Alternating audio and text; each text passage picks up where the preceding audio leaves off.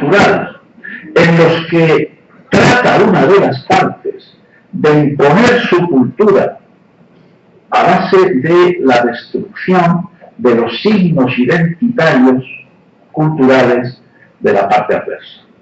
Tenemos, pues, que estar preparados y tenemos que tener una voluntad firme y resuelta por parte de nuestras autoridades nacionales para defender este vasto patrimonio cultural que nos es común,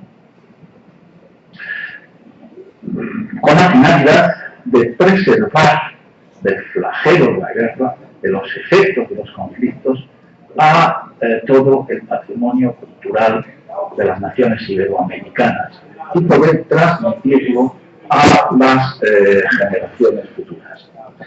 Estas normas que tienen justamente esta finalidad de preservar a los bienes culturales de los efectos de los conflictos armados, se hallan en la actualidad recogidas en la Convención de La Haya de 14 de mayo de 1954 para la protección de los bienes culturales en casos de conflicto armado, así denominado.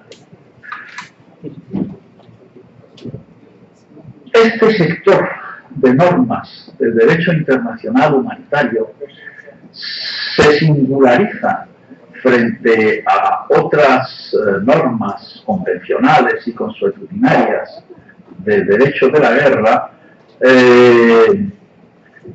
porque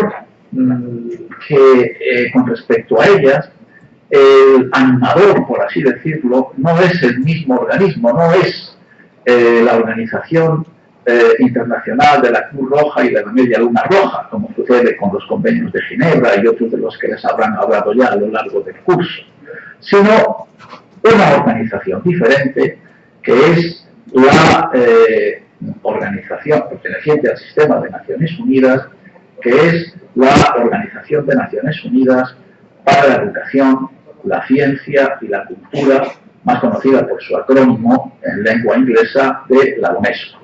Y se caracterizan también estas normas sobre protección de los bienes culturales en caso de guerra frente a otras normas del derecho internacional humanitario, o las que protegen, por ejemplo, a los heridos y a los enfermos, o a los náufragos, o a los prisioneros de guerra, o a la población civil. Se caracterizan también porque el símbolo, el signo protector que se utiliza no es la Cruz Roja sobre fondo blanco o la Media Luna Roja, u otros signos, otros señales de las que han hablado en las conferencias precedentes, sino el llamado escudo azul. Aquí hay algo. El escudo azul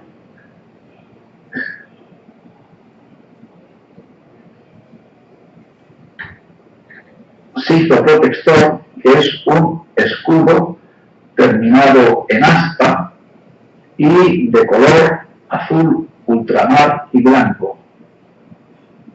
Azul, el cuadrado que queda en la parte superior, y blanco, el triángulo, perdón, el cuadrado que queda en la parte inferior, y azul, el triángulo de la parte superior, y blanco, los dos triángulos laterales. Vamos a ver si solucionamos esta pequeña incidencia técnica.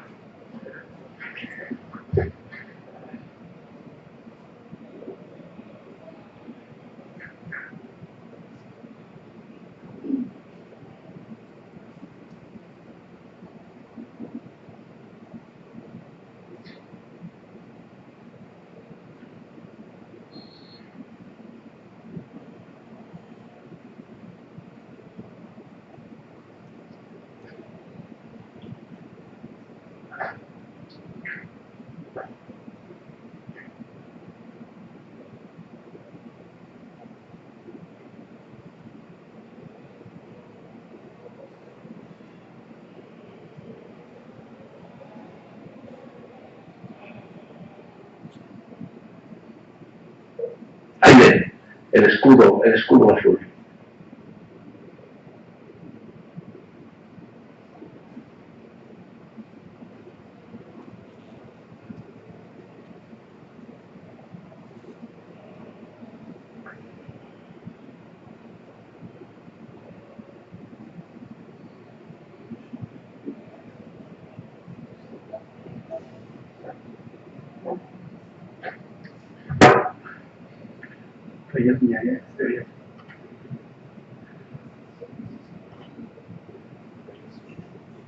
En efecto, en el ámbito de Naciones Unidas se constituyó en su día, a la finalización de la Segunda Guerra Mundial, la Organización de Naciones Unidas para la Educación y Ciencia y la Cultura, la UNESCO, en virtud del Convenio de Londres de 16 de noviembre de 1945, bajo la reflexión que ven ahí reflejada de que, puesto que las guerras nacen en la mente de los hombres, es en la mente de los hombres donde han de erigirse los baluartes de la paz.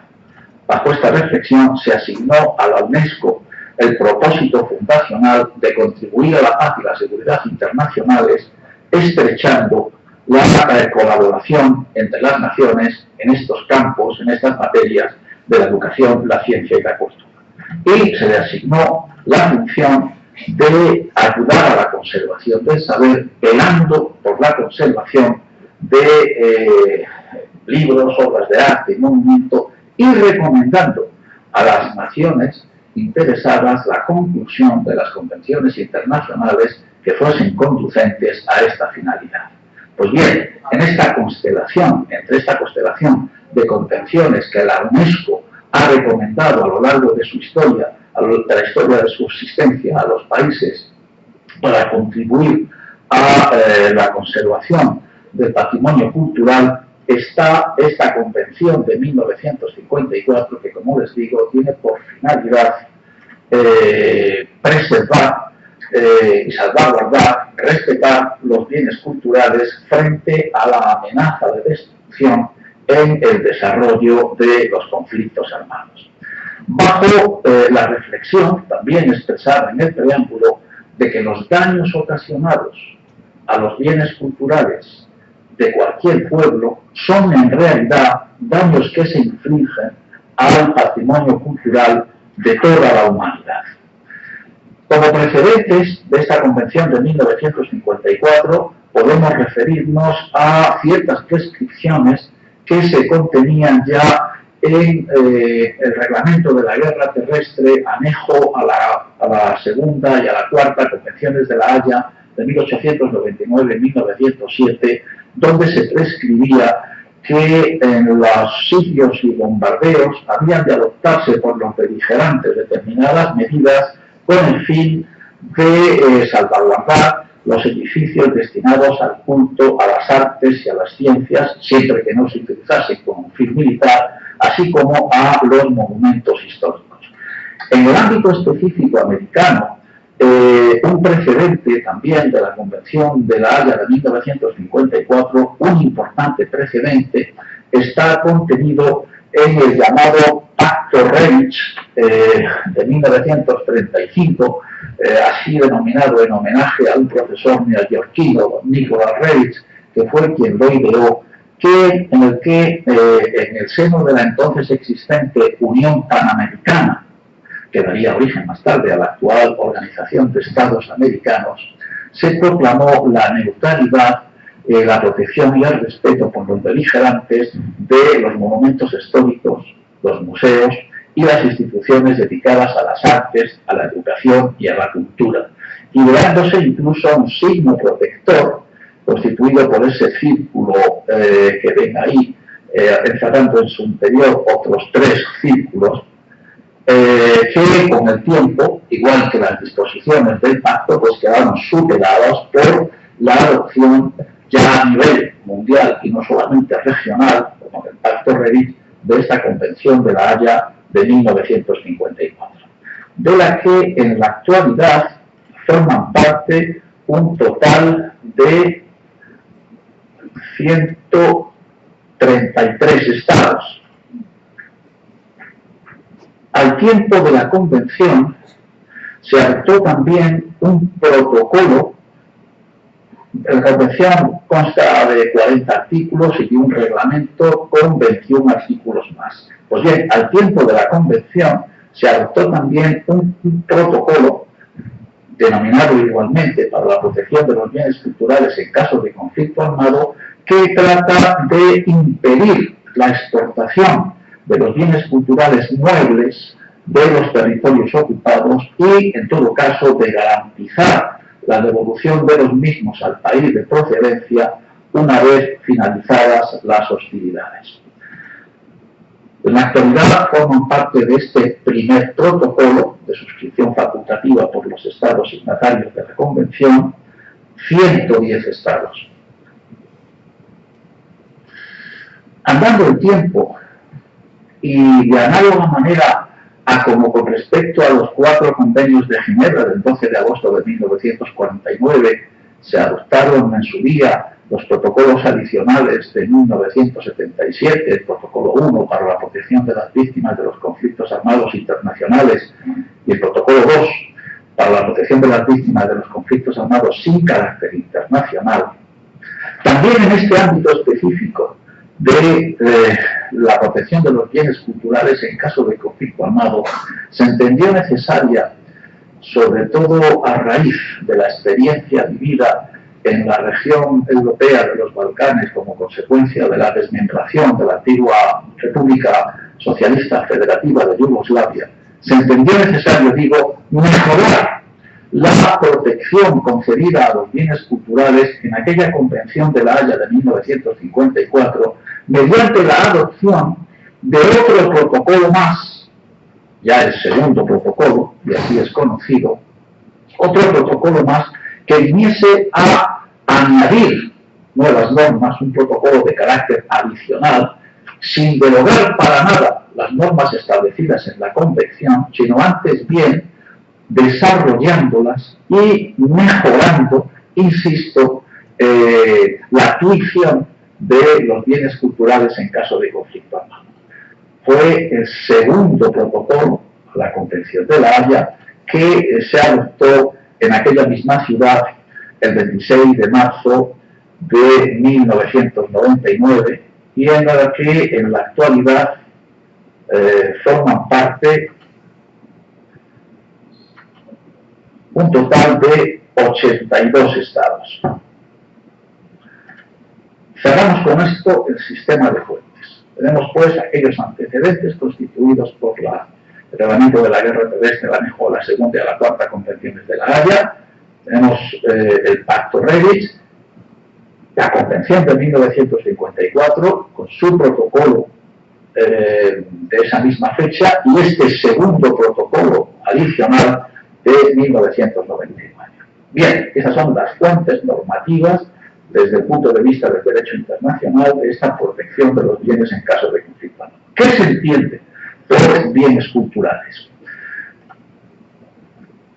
Los pertenecientes a 3 categorías. En primer lugar, dicen las normas de la Convención, los bienes muebles o inmuebles de gran importancia para el patrimonio cultural de los pueblos, como ven ahí reflejado, tales como cualquiera que sea su origen y su propietario, religiosos o seculares, tales como los que a continuación se enumeran a título ejemplificativo: los monumentos de arquitectura, de arte o de historia, los yacimientos arqueológicos, las obras de arte y los manuscritos, libros y objetos de interés histórico, artístico o arqueológico. En segundo lugar, los bienes destinados, los edificios destinados a albergar bienes muebles pertenecientes a la categoría anterior, tales como los museos, las bibliotecas, los archivos y los refugios, que son construcciones específicamente diseñadas y construidas para albergar bienes culturales de carácter mueble en caso de conflicto armado. Y últimamente los llamados centros monumentales, es decir, sitios o lugares que reúnan una concentración notable de bienes pertenecientes a las categorías anteriores. Sobre este conjunto de bienes a los que se aplican las normas de la Convención, se diseña en la misma un sistema de protección general que entraña 2 obligaciones fundamentales que asumen los estados signatarios de la Convención. La obligación de salvaguardia, que es una obligación que pesa sobre los estados detentadores de bienes culturales ya desde tiempo de paz, y la obligación de respeto, que por contra es una obligación que constriñe a los estados una vez ya desencadenadas las hostilidades. La obligación de salvaguardia está enunciada en el artículo 3 de la Convención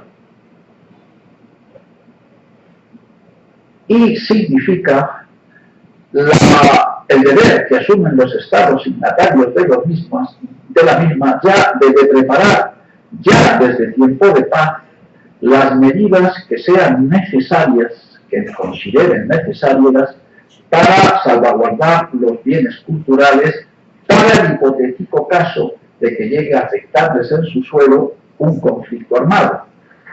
No se define de una manera precisa en la misma cuáles son estas medidas de salvaguardia que han de adoptar los estados en tiempo de paz con respecto a los bienes culturales situados en su territorio, sino que se deja la cuestión a las posibilidades técnicas y económicas de cada estado. Casi que va pasando tú, que es lo mejor, yo creo.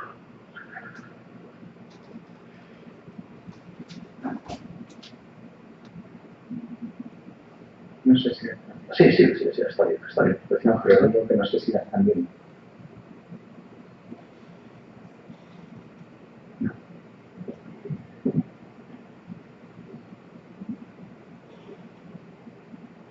Les hablaba de las posibilidades tecnológicas que ofrecen a los estados, la salvaguardia. Efectivamente, pues la tecnología nos ayuda a hacer muchas cosas, aunque también a veces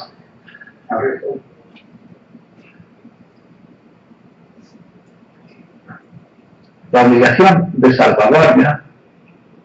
Sí, está bien.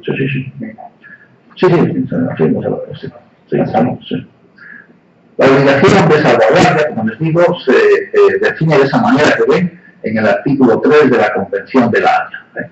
Las medidas que consideren apropiadas.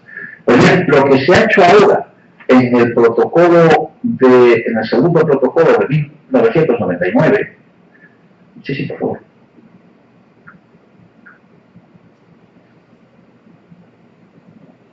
Sí. Es aquilatar un poco más y se enumeran ya cuáles son esas obligaciones de salvaguardia a las que se comprometen los estados desde tiempo de paz.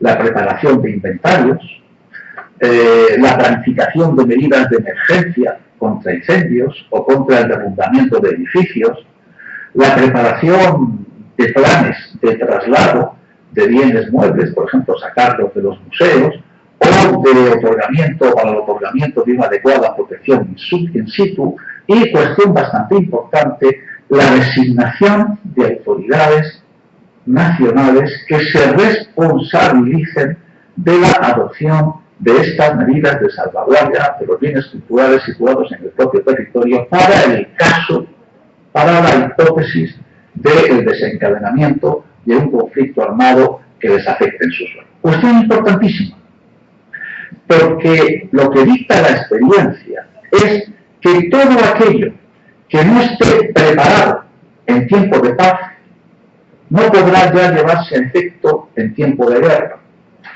Primero, por el carácter súbito y repentino de los conflictos que es característica de las guerras de nuestros días. No hay tiempo de preparar unos inventarios una vez se han desencadenado las hostilidades. Pero en segundo lugar, y razón fundamental, porque entonces las prioridades de la nación que se encuentra empeñada en conflicto armado son otras. La salvaguardia de los bienes culturales pasa a ser la prioridad número 27, porque hay otras más acuciantes para la consecución del objetivo fundamental de una nación, de un Estado empeñado en conflicto, que es ganar la guerra. De manera que todo lo que no se haya hecho en tiempo de paz, muy difícilmente podrá llevarse ya a efecto una vez desencadenadas las hostilidades. Junto a la obligación de salvaguardia está la obligación de respeto, que, como les digo, es una obligación que atañe ya a las fuerzas enfrentadas en conflicto una vez desatadas las hostilidades. Obligación de respeto que significa, de una parte, para el país detentor del bien, no utilizar el mismo, sus sistemas de protección ni sus proximidades inmediatas para fines militares, o para fines, dice la Convención, un tanto eufemísticamente, que pudieran exponer al bien a destrucción o deterioro en caso de conflicto. Y para la otra parte, no realizar actos de hostilidad contra los bienes culturales, es decir, no dirigir ataques que signifiquen el uso de la fuerza directa contra los bienes culturales. Impedir y hacer cesar cualquier actos entre sus tropas de robo o por la población civil, de robo, de pillaje, de ocultación, de apropiación o de vandalismo. Abstenerse, no es lícito, de realizar requisas de guerra que tengan por objeto bienes culturales, y abstenerse también de dirigir ataques como represalias contra los mismos. De manera que, abstracción hecha de esto último, la obligación de respeto, como segunda obligación que pesa sobre los estados signatarios de la Convención, pues consiste resumidamente en no utilizar para fines militares los bienes culturales y no realizar actos de hostilidad contra los mismos. He aquí, sin embargo, que la propia Convención sujeta el cumplimiento efectivo de estas obligaciones a la inexistencia de una causa que se imponga como necesidad imperativa para los contendientes, o por expresarlo de otra manera.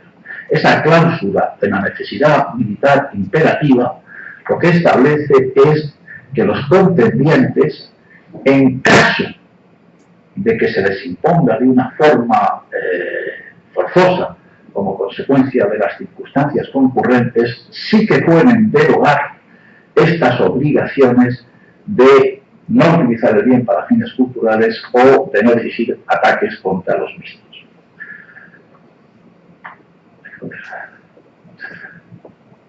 Lo que se ha hecho ahora en el protocolo adicional segundo de 1999 es otra vez detallar cuáles pueden ser esos casos que lícitamente habiliten a las partes para, por necesidades militares imperativas, dejar de cumplir la obligación de respeto establecida en la Convención. Y así se dice que únicamente podrá realizarse un ataque o utilizarse el bien cultural para fines militares cuando no exista otra alternativa factible para lograr una ventaja militar equivalente. Yo siempre pongo el mismo ejemplo. A través de un puente de valor histórico está transcurriendo el flujo logístico del enemigo. Parece que para interceptar ese flujo logístico habría que destruir el puente por necesidad militar imperativa. Sin embargo, si existe otra alternativa factible, no será ya lícita la destrucción del puente. ¿Qué alternativa factible? En lugar de destruir el puente, se destruye la carretera un kilómetro antes y se logra el mismo objetivo, la misma ventaja militar, dejando indemne el bien cultural conforme a las prescripciones de la Convención. En cualquier caso, se establece y prescribe de manera taxativa que solamente será lícito dirigir un ataque por necesidades militares imperativas cuando un bien cultural, cuando el mismo, por su función, haya sido transformado en objetivo militar. Es decir, cuando contribuya eficazmente a la acción militar, como se define en otras partes del derecho de la guerra, en el protocolo adicional de 1977, protocolo de 101 o adicional 1, y, como consecuencia, por contribuir eficazmente a la acción militar del adversario, como consecuencia que su destrucción total o parcial, captura o neutralización represente una ventaja militar definida para el adversario. Además, como cautelas que se han establecido también en el artículo 6 de este segundo protocolo a la Convención, se prescribe que la orden de utilizar un bien para fines culturales, para fines militares, un bien cultural, o de lanzar un ataque contra el mismo, no podrá ser dada más que por un oficial que se presume pues una formación superior en esta materia del derecho de los conflictos armados, por un oficial que mande una formación militar igual o superior en categoría a un batallón, es decir, de un teniente coronel por lo menos, salvo que las circunstancias no permitan actuar de otra manera. Se habilitan también, pues, a los oficiales, jefes de compañía y sección, para que no puedan comunicar con sus superiores para, ante el surgimiento de esta necesidad militar imperativa, dar ellos mismos la orden de utilizar el bien con fines militares o de lanzar ataques contra el mismo. Y últimamente, siempre que las circunstancias lo permiten, se prescribe también la obligación de dar un aviso antes de lanzar un ataque, pues dejando un tiempo al adversario para que se abstenga, por ejemplo, de la utilización que esté haciendo del bien cultural. Si se ha emplazado una pieza de artillería en lo alto del campanario de una iglesia, pues para que la desmonte de allí, o que dé tiempo a sacar pues bienes o cuadros valiosísimos de un lugar que va a ser atacado, etc. Bien, junto a este sistema de protección general, se establece también en la Convención un sistema de protección especial. En las discusiones de la conferencia diplomática de 1954, que yo tuve ocasión de leer y tuve que estudiar cuando acudí a la conferencia diplomática de 1999 en la delegación española, se propugnaron dos ideas fundamentales acerca de la definición de qué bienes iban a ser objeto de protección. Para algunos, la protección debería extenderse cuanto más mejor a todos los bienes culturales que representasen algún interés artístico, histórico, científico, etc. Otros, en cambio, pensaban que era mejor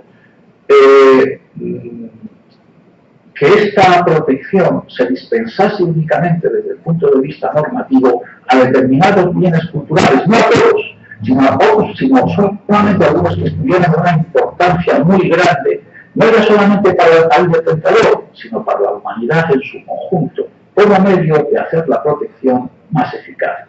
Pues bien, fruto de la síntesis de estas dos ideas fue la adopción, junto a una protección general, que es la que acabamos de exponer, de unas reglas de protección especial, que es la que ven ahí reflejada. En los bienes colocados o situados bajo protección especial, la señal, el signo protector, es el mismo, el escudo azul, pero repetido 3 veces en formación de triángulo, como ven ahí en la transparencia. Se dice que podrán colocarse bajo protección especial un número limitado de refugios, de centros monumentales, aquellos sitios o lugares que reúnen una concentración notable de bienes culturales, o de otros inmuebles de importancia muy grande, siempre que reúnan un triple requisito. En primer lugar, que estén situados a suficiente distancia de un objetivo militar importante considerado como punto sensible, tal como un gran centro industrial, un puerto, un aeropuerto, una gran línea de comunicaciones, etc. En segundo lugar, que no se utilicen esos bienes culturales de excepcional importancia de ningún modo para fines militares, y que el bien, ni sus sistemas de protección, ni sus proximidades inmediatas alberguen objetivos militares, en definitiva.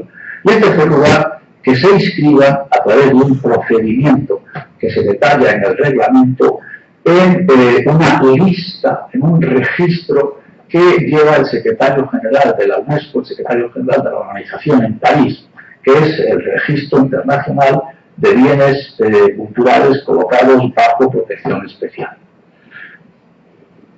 He aquí, sin embargo, que pese a esta concepción de una protección especialísima para determinados bienes que iban a quedar, pues, excluidos de esa cláusula de la necesidad militar imperativa, sin embargo, al final, países participantes en la conferencia de 1954, que por cierto han tardado luego más de medio siglo en signarla, lograron imponer la cláusula de la necesidad militar, la necesidad militar ineludible, que otra vez dispensa a las partes de garantizar, en todo caso, su inmunidad cuando surja una necesidad militar ineludible. Es una manera de hablar, en definitiva significa lo mismo. Como garantías, se establecen también como cautelas que esta necesidad militar ineludible, dice el artículo 11 de la Convención, en definitiva la suspensión de la inmunidad de los bienes culturales colocados bajo protección especial, únicamente podrá ser decidida por el jefe de una formación militar igual o superior a una división, por un general de división poco menos, y que siempre que las circunstancias lo permitan, haya de realizarse una notificación a la parte adversa con suficiente antelación y una notificación de las razones a una figura que interviene también en virtud de las prescripciones de la Convención y del reglamento en la actividad punitiva de los bienes culturales en las guerras, que es la figura del Comisario General de Bienes Culturales, que se nombra para cada conflicto.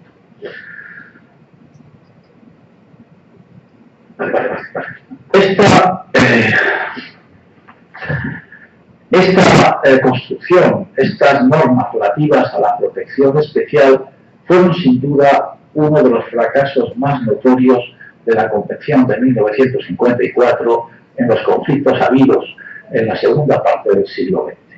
Únicamente la Ciudad del Vaticano en su conjunto, 6 refugios en la Alta Austria, otros en Alemania y en Holanda, habían llegado a inscribirse en esta lista de bienes culturales colocados bajo protección especial que lleva el secretario general de la UNESCO en París. Había sido rechazada a través de los procedimientos establecidos en la Convención por los demás estados y más que nada por razones políticas, una solicitud de inscripción del templo de Angkor que habían hecho los Genedes Rojos, el régimen de los Genedes Rojos.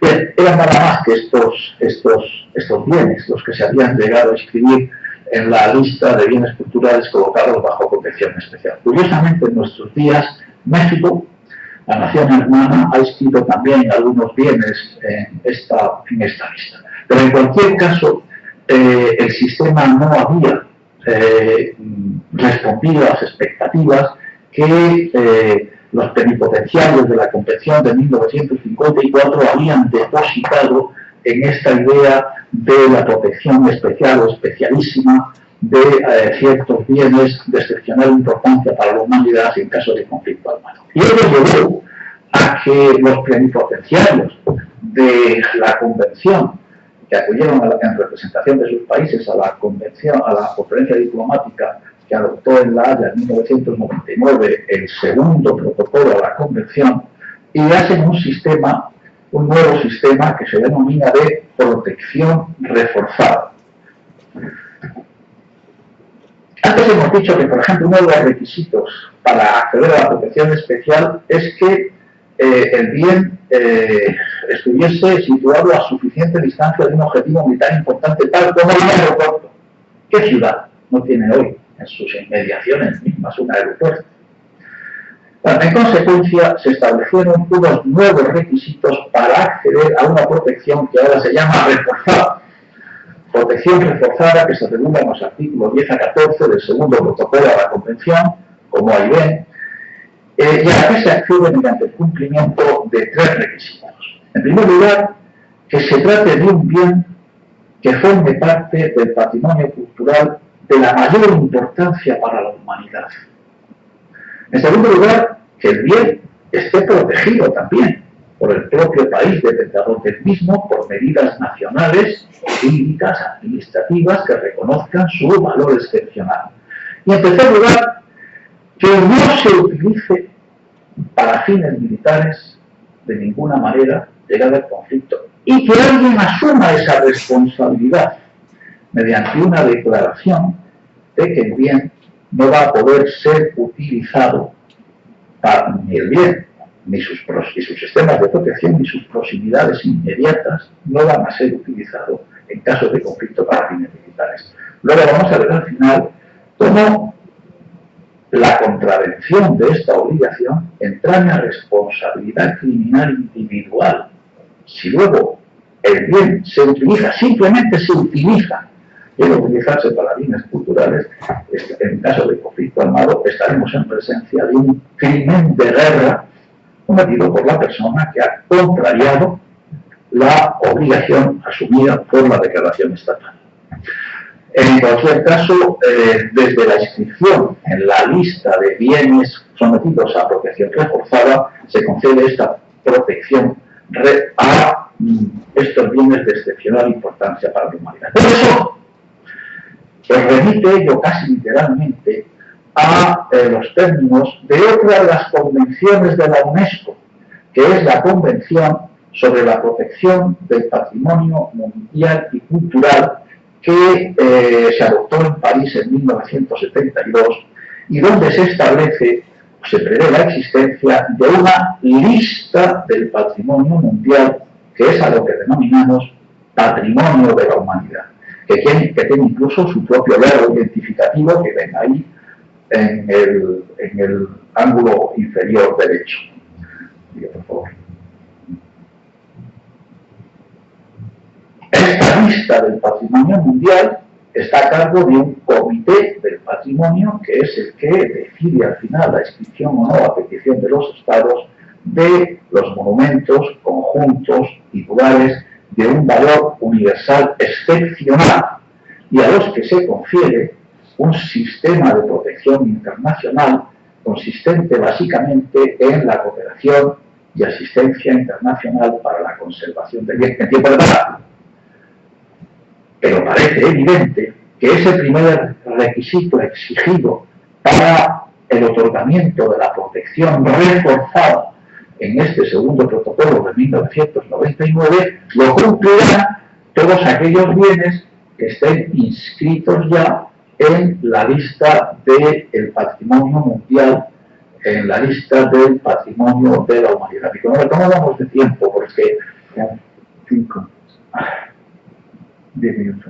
10 minutos más. Bueno, hay más de un centenar de bienes que entre los 11 países que estamos participando en el proyecto están inscritos en la lista del patrimonio mundial. Este, por ejemplo, es el patrimonio de Chile, pero han visto en las transparencias precedentes pues numerosos casos de bienes inscritos en la lista del patrimonio mundial. Bien, les decía que al tiempo de la Convención de 1954 se adoptó también un protocolo que trata de expedir la exportación de bienes culturales de carácter mueble de territorios ocupados y de garantizar la devolución de los mismos al final de las hostilidades. Se establece así el principio de la prohibición, es ilícito exportar bienes de territorios ocupados. El principio del secuestro.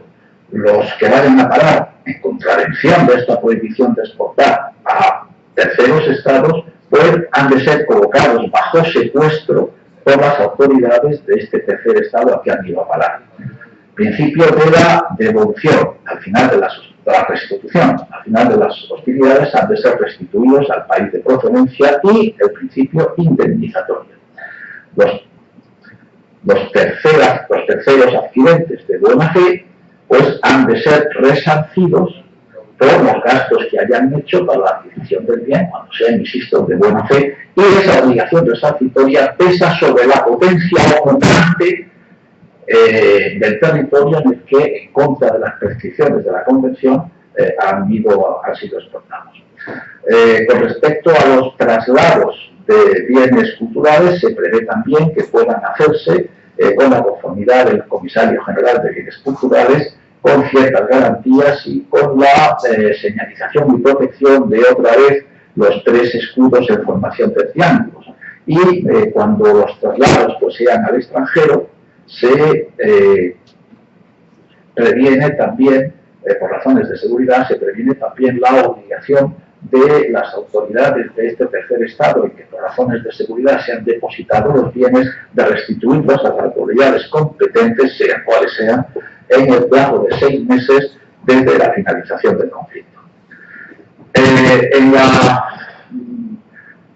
En el segundo protocolo se han establecido también pues, unas reglas adicionales sobre los territorios ocupados que pesan sobre la potencia ocupante, básicamente en prohibir y impedir toda exportación o transferencia que se considera ilícita, en prohibir también las excavaciones arqueológicas y en general toda transformación o modificación de la utilización que pretenda, en definitiva, ocultar o destruir testimonios. Es una regla muy pertinente para los conflictos armados actuales de nuestros días, de índole cultural o religiosa.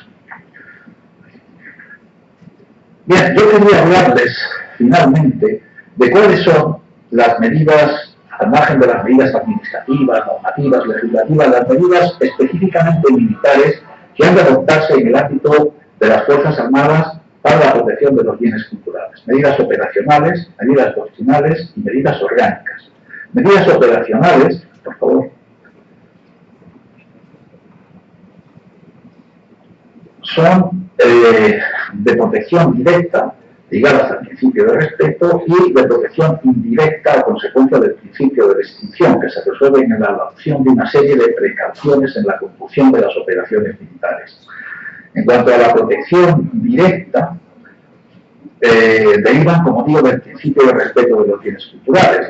Una parte de abstenerse de utilizarlos para fines militares y la otra de abstenerse de dirigir ataques contra los mismos. Continúa, por favor.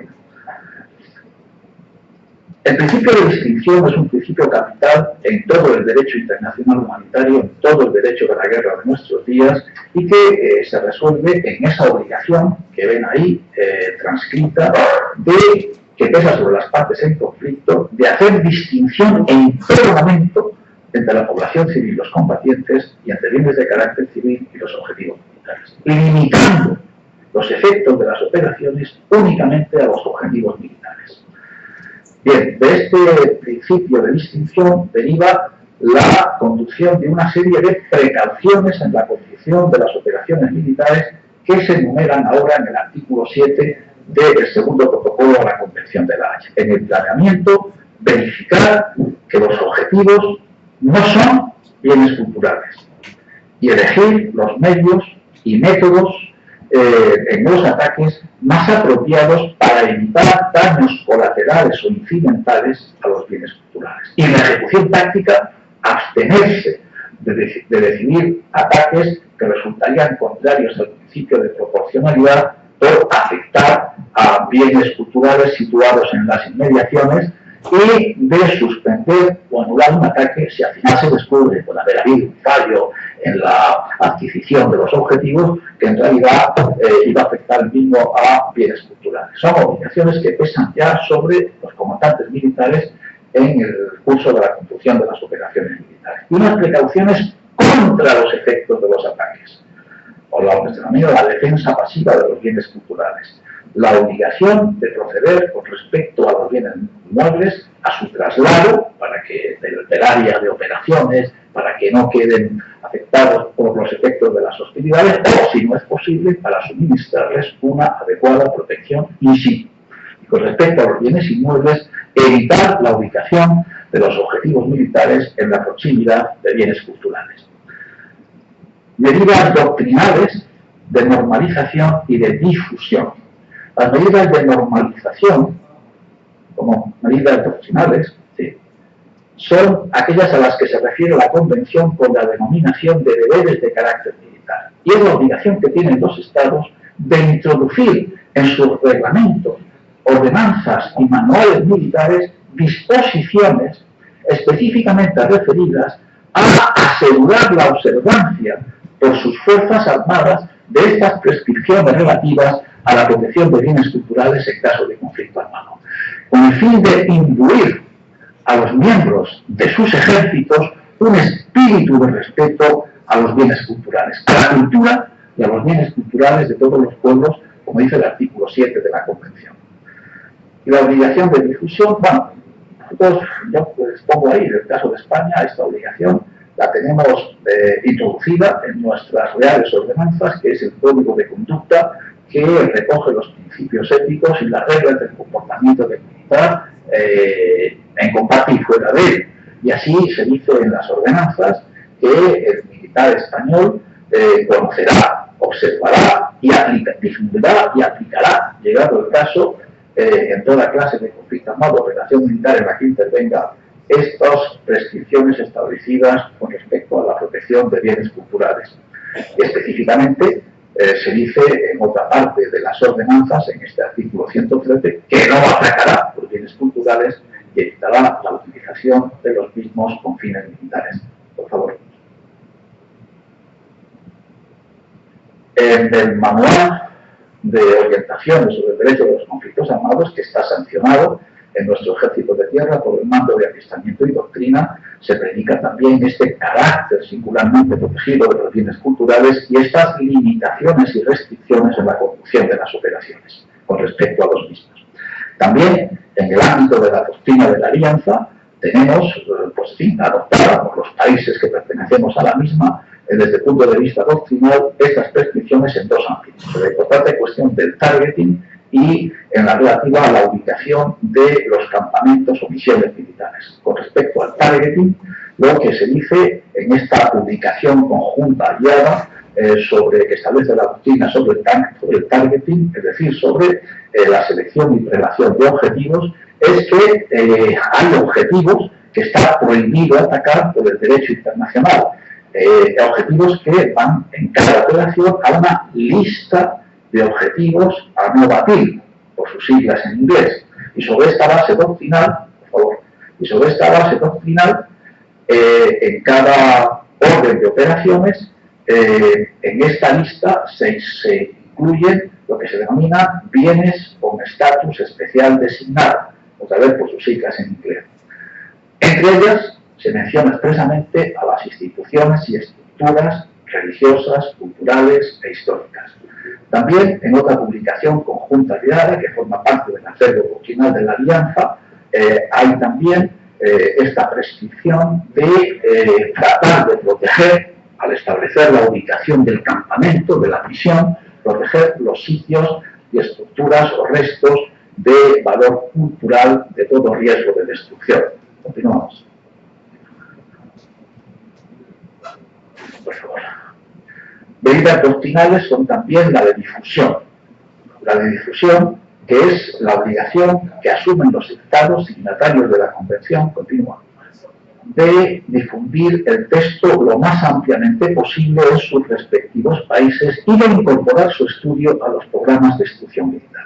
Yo creo que es un hecho evidente que la mentalidad de todos los miembros de las Fuerzas Armadas de todos los países del mundo se rige por unas ideas que se imbuyen en el curso de las academias militares, de la formación que reciben. Ya hay la importancia de incorporar el estudio de estas normas sobre protección de la cultura en los programas de instrucción militar. Y finalmente, unas medidas orgánicas que hacen referencia a la obligación de contar con especialistas en materia cultural en la organización de las estructuras de las Fuerzas Armadas y específicamente las estructuras operativas. Seguimos. Así se dice en la Convención que, como deberes de carácter militar, los Estados se obligan a establecer en el seno de sus Fuerzas Armadas servicios o personal especializado encargado de velar por el respeto de los bienes culturales y de colaborar con las autoridades civiles encargadas de la obligación de salvaguardia de la que hablábamos al principio en tiempo de tal. Normalmente, pues esta obligación no se cumple con la creación de unidades culturales, unidades militares culturales, sino con el reclutamiento de expertos culturales. Lo que puede hacerse a través, como hemos hecho en España, a través de la figura de los reservistas voluntarios. Es decir, personas que tienen su profesión civil y que en un momento determinado se incorporan a los ejércitos por el carácter reservista, y decimos así, pues son expertos en la gestión, en la conservación, en la restauración de los bienes culturales, arquitectos, bibliotecarios, archiveros, etcétera, etcétera. Y últimamente la obligación también de contar en la estructura operativa de los mandos y unidades en todos los estados mayores y en las planas mayores de los mandos o agrupaciones que se constituyan para la reunión de operaciones con asesores jurídicos operativos y con expertos culturales en las células CIMI. A los asesores jurídicos operativos se refiere con carácter general el artículo 82 del protocolo adicional 1 cuando dice que es obligación de contar con esos asesores que aconsejen al mando a nivel apropiado para el cumplimiento de las prescripciones del derecho de la guerra. Y también en el ámbito de la alianza, las células cívicas de coordinación civil-militar para la gestión y la colaboración de las estructuras militares con el entorno civil en el que actúan en operaciones, la J9, pues hay una mención también, entre otras, a la composición por expertos culturales en esta publicación conjunta guiada que ven ahí acerca de la doctrina CIMI en la alianza. Bueno, esto es quizá un poco atropelladamente expuesto el tema de la protección de los bienes culturales en caso de conflicto armado. Simplemente les queda decirle que actualmente hay aquí unos aspectos sancionadores y los estados se obligan también a castigar con sanciones penales o disciplinarias la contravención de estas normas. Continúa, por favor. En el ámbito del segundo protocolo, esta cuestión de la responsabilidad penal pues se ha ido aquilatando, desarrollando más, y así se dice que las violaciones graves, o sea, los crímenes de guerra, esos son los crímenes de guerra, violaciones graves de las prescripciones del derecho internacional humanitario, estarán constituidas, entre otras, por las siguientes figuras. Los ataques contra bienes culturales sujetos a protección reforzada. La sola utilización de bienes sujetos a protección reforzada con fines militares. Y después ya la destrucción o apropiación a gran escala de bienes culturales, el ataque contra un bien cultural y los robos, saqueos, usos indebidos, vandalismo, bienes sociales. Están en diferentes colores porque sobre los tres primeros nos fija el principio de jurisdicción universal. Es decir, que terceros estados pueden también ejercer jurisdicción sobre los presuntos criminales de guerra que hayan realizado la acción descrita en esos tres primeros apartados que ven ahí en Guarán. Aparte de las violaciones graves, pues otras violaciones ya los estados, conforme a su legislación interna, pueden castigarla como quieran con simples sanciones disciplinarias. Y me interesa decirles, ya para terminar, que en el ámbito de la Corte Penal Internacional, el Estatuto de Roma, que ha sido, por ejemplo, la construcción, con vistas al siglo XXI, de un sistema de justicia penal internacional, la Corte, una de las primeras sentencias, uno de los primeros fallos que ha dictado, ha sido justamente por un crimen de guerra definido en el artículo 8.2 del Estatuto, consistente en dirigir intencionadamente ataques contra edificios dedicados a la religión, la instrucción, las artes, las ciencias, siempre que los monumentos históricos, siempre que no sean objetivos militares. Y se condenó a este personaje, que ahí ven, a Cultura, en el curso de la situación de Mali, por un crimen de guerra. Además, fue una sentencia que afectó de conformidad del propio inculpado a 9 años de prisión por unos ataques a edificios monumentales de aquel país. Pues nada, muchas gracias.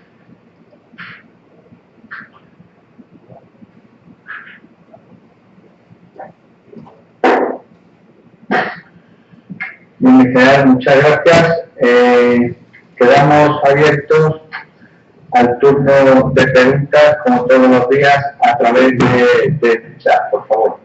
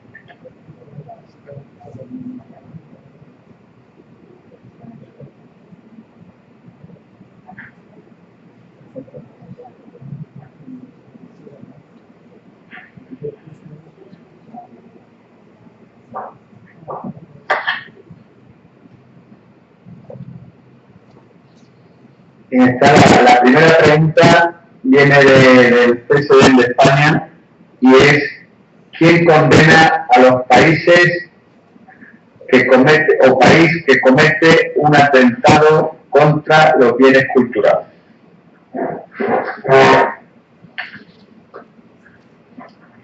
Sí. Bien, como digo, los Estados se obligan, en virtud de la Convención y luego del segundo protocolo, se obligan a adoptar en sus propias legislaciones internas de carácter penal, en el Código Penal Común o en el Código Penal Militar o en los dos, como quieran y conforme al principio de soberanía entienda cada Estado más apropiado, se obligan a introducir en sus leyes penales como delitos estas infracciones o violaciones graves de las prescripciones contenidas en las disposiciones de la Convención y de sus protocolos. Una vez que está establecido en su legislación interna y cada Estado ha adoptado en su propio ordenamiento las disposiciones penales que ha creído oportunas en ejecución de la Convención, ¿qué autoridades judiciales son las que se van a ocupar de la persecución criminal y, en su caso, el castigo, eventualmente el castigo de las infracciones? Pues el primer Estado obligado a hacerlo, es aquel en cuyo territorio se haya producido la infracción, para lo cual tiene que estar establecido en su derecho interno este delito que se corresponda con una infracción, una violación grave de la Convención. En segundo lugar, tiene también la obligación de hacerlo el Estado del que sea nacional el presunto responsable. Insisto, en el ámbito del Código Penal Común o en el ámbito del Código Penal Militar. El Estado, el ejército al que pertenezca el mando o la tropa que haya cometido este delito, pues será el encargado de llevar ante sus tribunales militares a los infractores. Pero si ninguno de los dos Estados puede hacerlo, porque, por ejemplo, el presunto responsable haya huido y se haya refugiado en un tercer Estado, o no puede hacerlo, porque entienda que no tiene por qué castigar a su nacional, porque cree que, lejos de haber cometido delito alguno, lo que ha hecho ha sido una heroicidad. Hay un sistema de persecución internacional con respecto a estos presuntos criminales. Un sistema de persecución internacional a través de una doble vía. A través de la vía de la jurisdicción universal, a las que me refería, que estaban sometidos ciertos delitos que señalaba y destacaba con un color en la última de las últimas transparencias.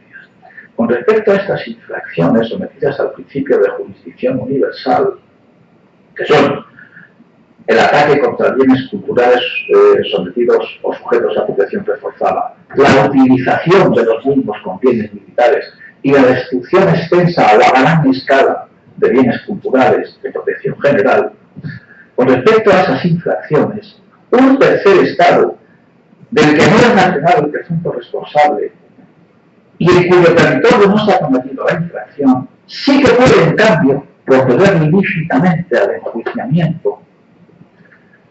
Todos los Estados, en realidad, de la comunidad internacional, si tienen establecidas en su legislación interna estos delitos, de ahí su nombre de jurisdicción universal, pueden proceder contra este presunto responsable, claro, cuando se encuentra en su territorio y se ha aprendido en el mismo. Por eso se llama de justicia o jurisdicción universal, porque en todo el universo puede ser perseguido el presunto criminal de guerra. Y otra vía más, que es el de la jurisdicción o justicia internacional, lo que con ser parecido no es lo mismo que la jurisdicción universal. La jurisdicción o justicia internacional consiste en el establecimiento, como se ha hecho a finales del siglo pasado en el Estatuto de Roma, de un tribunal internacional penal permanente, que será el encargado de, en que el caso de que los estados no quieran o no puedan hacerlo, enjuiciar, como se hizo en el caso de Mali, a los presuntos responsables de estos crímenes de guerra definidos en el Estatuto de Roma, que tienen por finalidad la protección de los bienes culturales en caso de conflicto armado, y en los elementos típicos de la infracción está recogida la violación de las prescripciones de la Convención. O sea, que esta panoplia de posibilidades es la que se ofrece para la persecución de estos crímenes de guerra cometidos contra bienes culturales. Bien. Hay una pregunta de Portugal que dice: ¿los requisitos de las protecciones especiales y reforzadas son en términos jurídicos acumulativos o facultativos? Bueno, son de observancia obligatoria. No son facultativos por los estados. Para que un bien pueda ser inscrito en el sistema de protección especial o en este nuevo sistema de protección reforzada, han de concurrir acumulativamente todos y cada uno de los requisitos establecidos en la Convención, por lo que se refiere a los bienes de protección especial, y en el segundo protocolo, por lo que se refiere a los bienes de protección reforzada. No sé si ese era el sentido de la pregunta. No son facultativos por los estados, sino que son acumulativos y de obligatoria observación para poder inscribirlos. Una pregunta de Brasil: ¿cómo sancionar quien destruye bienes culturales en conflictos armados? Los ejemplos ocurridos con los bienes culturales destruidos por bombas en los recientes conflictos de Siria, Irak y Afganistán. ¿Cómo evitar la impunidad? Bueno, pues de eso se trata, en definitiva. Lo que se hizo en el Estatuto de Roma al elegir como una nueva instancia ajena, aunque concomitante al sistema de Naciones Unidas, al Tribunal Penal Internacional, es justamente eso: garantizar que cuando los estados no quieran hacerlo, ya puse antes un ejemplo, hemos visto en el conjunto de los conflictos habidos en los Balcanes a presuntos criminales de guerra que en sus países eran tenidos por héroes. Sin embargo, acabaron compareciendo ante la justicia internacional. Pues lo que trata de hacer la Corte Penal Internacional es que cuando los estados no quieran actuar, pero cuando no puedan actuar, yo siempre pongo también como ejemplo un caso sucedido hace unos años más de estos conflictos por los que me pregunta la nación hermana de Portugal, que fue en Ruanda. En Ruanda, después del genocidio, quedaron vivos 6 jueces y 16 abogados. Comprenderán ustedes que es un caso claro de un Estado que no puede llevar ante la justicia a presuntos criminales de guerra.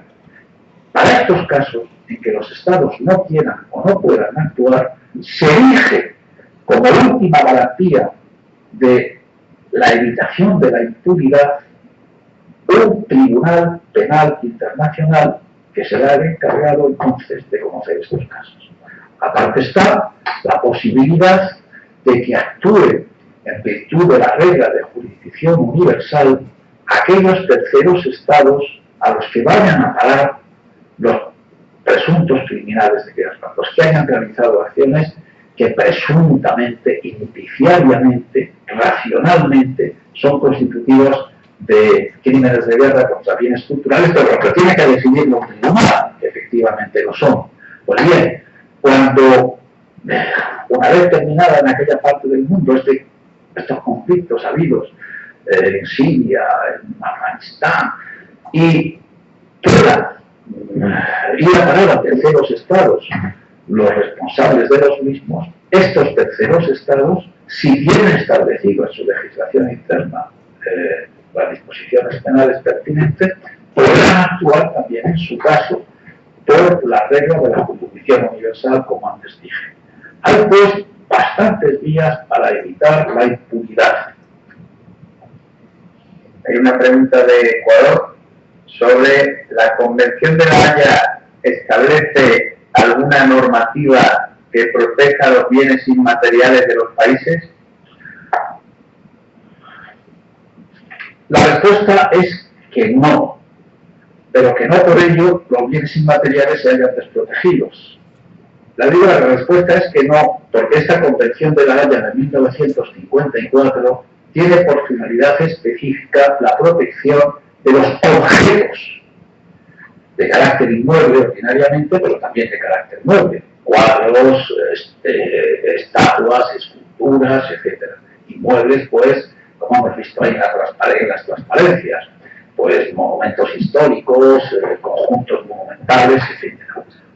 Otra convención de las que la UNESCO ha recomendado a las naciones es la Convención para la Protección del Patrimonio Cultural Inmaterial, donde lo que se protegen son más bien no objetos, sino usos, tradiciones, costumbres, ritos, usos sociales, que es lo que se trata de precaver. Pero se trata de precaver con carácter general, no específicamente el curso de los conflictos armados. Insisto, es una convención distinta, que no es esta de la protección de los bienes culturales, entendidos como corpóreos y objetos. Una pregunta de Honduras, del Colegio de Defensa. ¿Existe legislación sobre la protección de otras infraestructuras que, aunque no sean bienes culturales, sí presentan una necesidad importante para la conservación de los recursos, como ejemplo el agua? Estamos hablando de las presas. Sí, la respuesta es sí.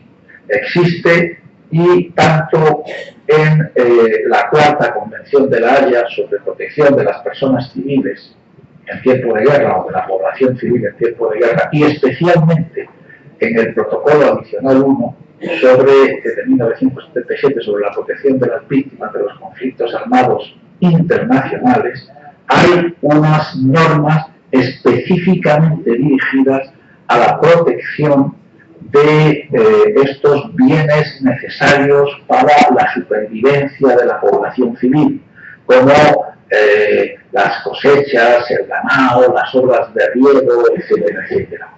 Y también sobre las que se denominan obras que contienen fuerzas peligrosas, entre ellas las presas.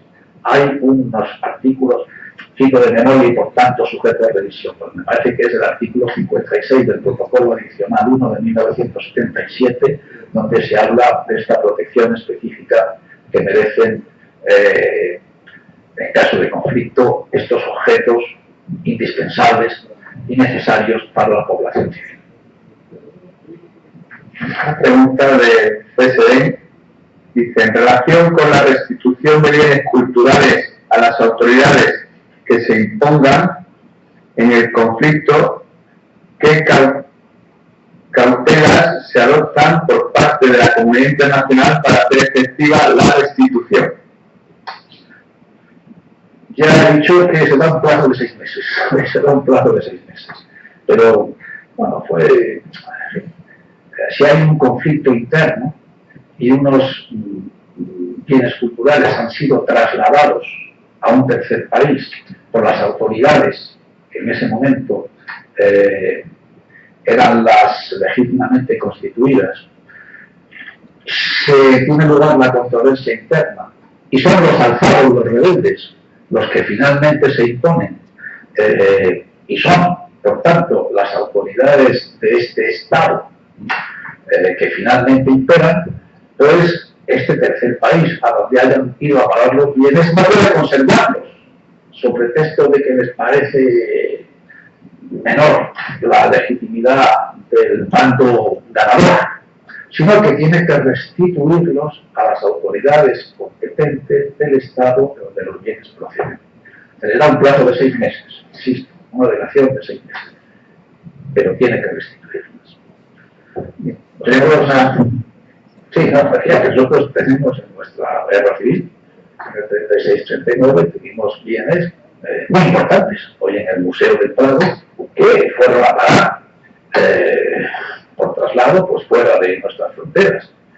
Al cabo de un tiempo, felizmente, están otra vez en el Museo del Prado, y no por el hecho de haber cambiado de signo las autoridades constitutivas del Estado después de la guerra, pues se pidió la devolución.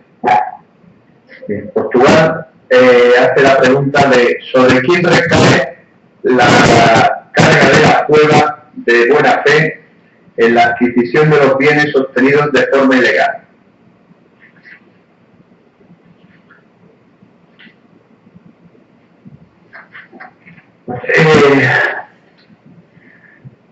Hay, aparte de las prescripciones contenidas en el protocolo 1, la Convención de 1954, que previene la obligación indemnizatoria que pesa sobre la potencia ocupante con respecto a los terceros adquirentes de buena fe.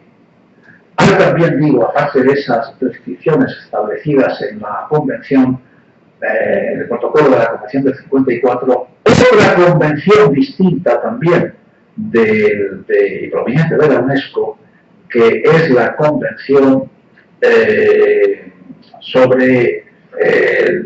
pasa sobre las transacciones y las exportaciones de bienes culturales. Y en esta convención se establece también esta obligación restitutoria de los bienes ilícitamente exportados cuando se trate de terceros adquirentes de buena fe. La buena fe es un concepto, como saben ustedes, pues jurídico indeterminado, pero susceptible de concreción en casos concretos, con arreglo a las normas establecidas en el ordenamiento jurídico del país en que tiene lugar el hecho jurídico. En este caso, el hecho jurídico productor de efectos, el negocio jurídico de la adquisición.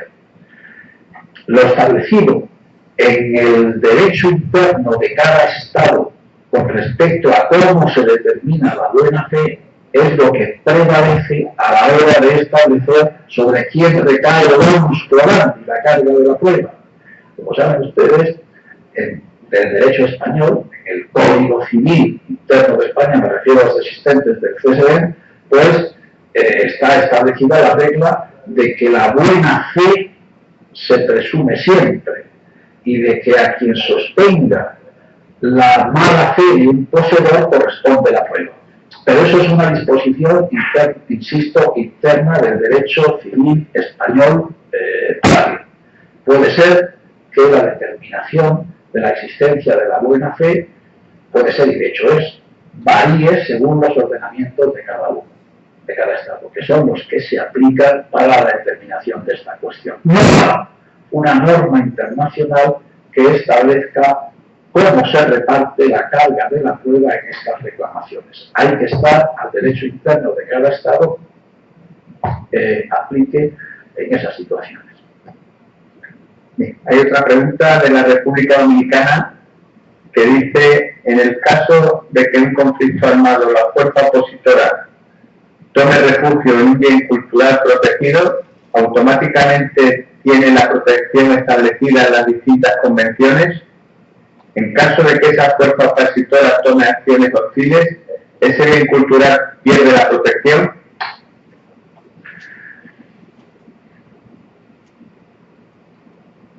Vamos a ver. La protección como tal bien cultural la tiene el objeto siempre. La iglesia en la que se refugia un pelotón de soldados, o como se pone en el supuesto por el que se pregunta, sigue siendo un bien cultural protegido. Lo que ocurre es que en ese momento el bien cultural está siendo utilizado con un fin militar. En la medida en que el fin militar para el que se está utilizando contribuya a el progreso de las Fuerzas Armadas enemigas, a la acción militar del adversario, en esa medida la otra parte se encuentra legitimado para atacarlo. Lo que ocurre es que, insisto, esta regla está sujeta también a una serie de precauciones y cautelas. Si lo que ha hecho el pelotón de soldados es refugiarse allí, hay que ver si es proporcional la destrucción del bien a la ventaja militar que se trata de obtener. ¿Qué ventaja militar obtenemos? Bueno, pues eliminar físicamente a los soldados que se han refugiado allí. Esa ventaja militar compensa el daño que se causa al patrimonio cultural o no. Esa es la cuestión que debe dilucidarse.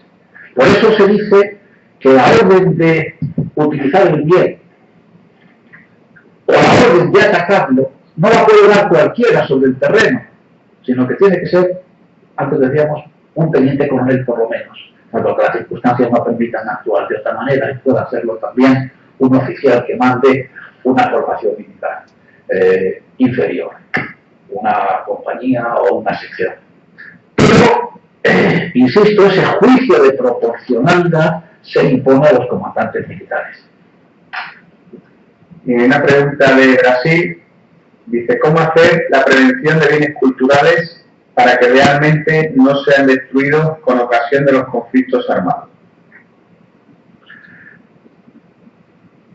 Bueno, pues es una cuestión importantísima, Es la ejecución, lo que se llama la ejecución de las disposiciones de la Convención. Cumplir estrictamente las obligaciones de salvaguardia. Que insisto una vez más, como no se cumplan en tiempo de paz, llegar a la guerra va a ser muy difícil que pueda servir para precaver el bien. Es desde tiempo de paz donde tiene que organizarse la protección de los bienes culturales para esa hipótesis que puede llegar algún día, desgraciadamente, del estallido de un conflicto armado en el suelo. Hay que establecer, como dije antes, unos inventarios de los bienes muebles, inventarios que nos sirven, aparte para conocer dónde están situados, también para facilitar la restitución en caso de que hayan sido ilícitamente exportados al final de las hostilidades.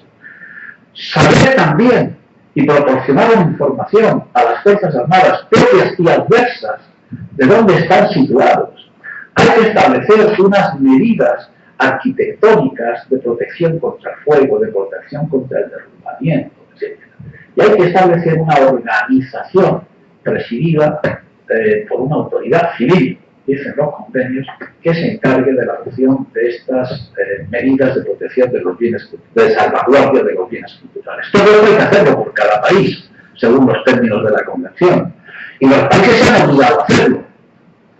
Ahora, hay que tener luego también voluntad de aplicarlo.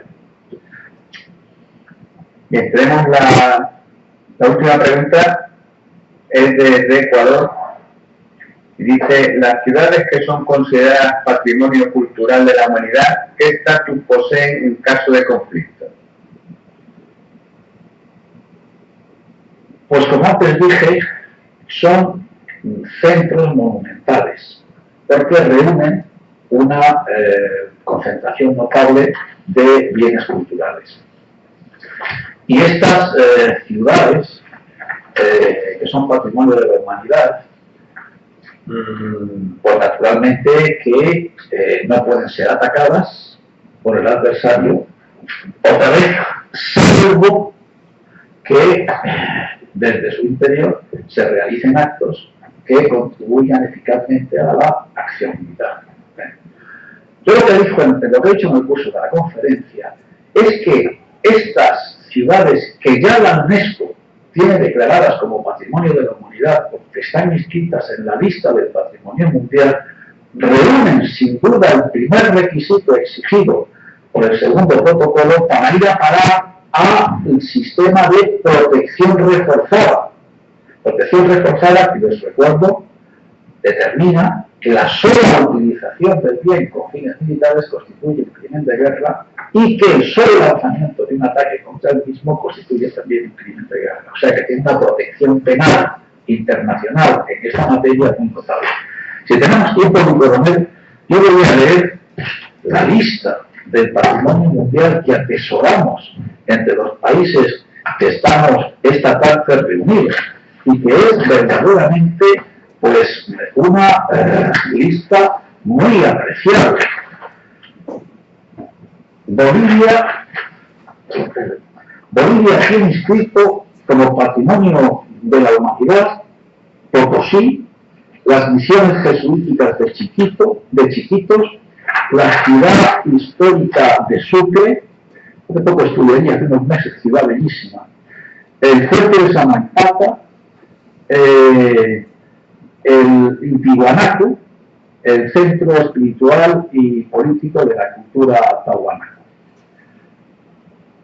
Brasil, la ciudad histórica de Ouro Preto, el centro histórico de la ciudad Olinda, las misiones jesuíticas de los guaraníes, el centro histórico de San Salvador de Bahía, que han visto ahí una de las transparencias, el santuario del Buen Jesús de Congonhas, la ciudad de Brasilia, que también estaba ahí en las transparencias, el centro histórico de San Luis, el centro histórico de Diamantina, el centro histórico de la ciudad de Goiás, la plaza de San Francisco en São Cristóbal y Río de Janeiro, los paisajes cariocas entre la montaña y el mar. Leo despacio porque en esta lista están inscritos, no solamente en esta lista de la Convención de la UNESCO de 1972, están inscritos no solamente bienes culturales, sino también bienes naturales. Es la lista del patrimonio mundial cultural y natural. A nosotros nos interesa nada más que los bienes que están inscritos en esta lista de carácter cultural. Chile tiene las iglesias chilotas, las iglesias de Chiloé, el barrio histórico de la ciudad portuaria de Valparaíso, también lo han visto ahí en las transparencias, la ciudad minera de Sehuel.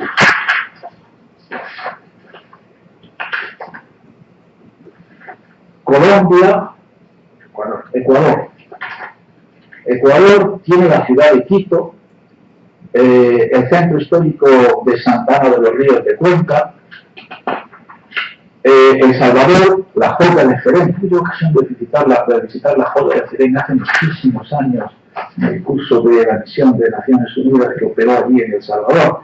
Y hoy creo que está sometida a un interesante sistema de señalización que se ha llevado a cabo por las autoridades nacionales salvadoreñas, la implantación del escudo azul. En España tenemos la Alhambra y el Generalife de Albaicín de Granada, la Catedral de Burgos, el Centro Histórico de Córdoba, el Monasterio del Escorial, las obras de Antonio Gaudí en Barcelona, la Ciudad Vieja de Ávila, sus iglesias extramuros, la Ciudad Vieja de Santiago de Compostela, la Ciudad Vieja y el Acueducto de Segovia, la Cueva de Altamira, la arquitectura de Oviedo del Reino de Asturias, la arquitectura mudéjar de Aragón, la ciudad histórica de Toledo, la ciudad vieja de Cáceres, la catedral del Alcázar y el archivo de Indias de Sevilla, la ciudad vieja de Salamanca, el monasterio de Poblet, el conjunto arqueológico de Mérida, el monasterio de Santa María de Guadalupe, la ciudad histórica fortificada de Cuenca, la Lonja de la Seda en Valencia, los monasterios de San Millán, de Ayuso y de Suso, el Palau de la Música del Hospital de San Pablo en Barcelona, la Universidad del Barrio Histórico de Alcalá de Henares, la ciudad de San Cristóbal de la Laguna, el conjunto arqueológico de Tarragona, las iglesias románicas catalanas del Val de Hoy, la muralla romana de Lugo, el sitio arqueológico de Atapuerca, el paisaje cultural de Aranjuez, los conjuntos monumentales renacentistas de Úbeda y Baeza, el puente de hierro de Bilbao, el puente de Vizcaya, la torre de Hércules en La Coruña, y el último bien que ha sido los Domes de Santequera, el último bien que ha sido la ciudad de Medina Alcalá, también en Córdoba, en las proximidades de Córdoba. Honduras tiene el sitio maya de Copán. México tiene también una extensa lista de bienes inscritos en la lista del patrimonio mundial. La ciudad histórica de México y Xochimilco, el centro histórico de Osaka, el centro histórico de Puebla, la ciudad prehispánica de Teotihuacán, la ciudad prehispánica y el Parque Nacional de Palenque, la ciudad histórica de Guanajuato y sus minas adyacentes, la ciudad prehispánica de Chichén Itzá, el centro histórico de Morelia, el centro histórico de Zacatecas, las pinturas rupestres de la Sierra de San Francisco, los primeros monasterios del siglo XVI en las laderas del Popocatépetl, la ciudad prehispánica de Uxmal, la zona de monumentos históricos de Querétaro, el Hospicio Cabañas de Guadalajara, la zona arqueológica de Paquimé, en Casas Grandes, la zona de monumentos históricos de Tlacotalpan, la ciudad histórica fortificada de Campeche, la zona de los monumentos arqueológicos de Xochicalco, las misiones franciscanas de la Sierra Gorda de Querétaro, la casa taller de Luis Barragán, el campus central de la ciudad universitaria de la Universidad Nacional Autónoma de México, la Villa Protectora de San Miguel el Grande y el Santuario de Jesús Nazareno de Atopotemilco, las cuevas prehistóricas de Yagú y Mitla en los valles centrales de Oaxaca y el acueducto del Padre Tembleque. Perú tiene la ciudad de Cusco, el santuario histórico de Machu Picchu, el sitio arqueológico de Chavín, la zona arqueológica de Chan Chan, el centro histórico de Lima, la Lima Cuadrada, las líneas y geoglifos de Nazca y Pampas de Humana, el centro histórico de la ciudad de Arequipa, la ciudad sagrada de Caral Supé, Portugal, el centro de Andra del Heroísmo en las Azores, el convento de Cristo en Tomar, el monasterio de Batalla, los monasterios de los Jerónimos y Torre de Belén en Lisboa, el centro histórico de Évora, el monasterio de Alcobaza, el centro histórico de Oporto, los sitios de arte rupestre prehistóricos del Val de Coa y Sierra Verde, el centro histórico de Guimaraes, la guarnición fronteriza y fortificaciones de la ciudad de Elvas y la Universidad de Coimbra. La República Dominicana tiene inscrita en el Patrimonio Mundial la ciudad colonial de Santo Domingo, y Uruguay, también lo han visto ahí reflejados, la ciudad histórica de Colonia de Sacramento. Bien, como ven entonces es un extenso, un vasto patrimonio cultural que, insisto, lo dije al principio, y si no hay las preguntas, yo creo que ya es la última reflexión, tenemos que tener la voluntad resuelta de defender desde las Fuerzas Armadas de nuestros países. Bien, en general, pues muchísimas gracias por su participación en el seminario, muchísimas gracias por su conferencia, que ha sido de mucho interés para todos, como lo han manifestado a través de la gran cantidad de preguntas que ha habido, e incluso a través del teléfono que nos están haciendo los comentarios de que les ha encantado la charla. Sin más ni general, muchas gracias por su nueva participación en el CSD, que sé que viene continuamente por aquí. Muchas gracias. Por favor, quedamos ya el próximo martes, será la próxima conferencia. El señor alcalde, por favor, permanezca a la escucha y el resto podemos ya desconectar la videoconferencia. Señor alcalde, permanezca a la escucha. ¿Recibido, señor alcalde?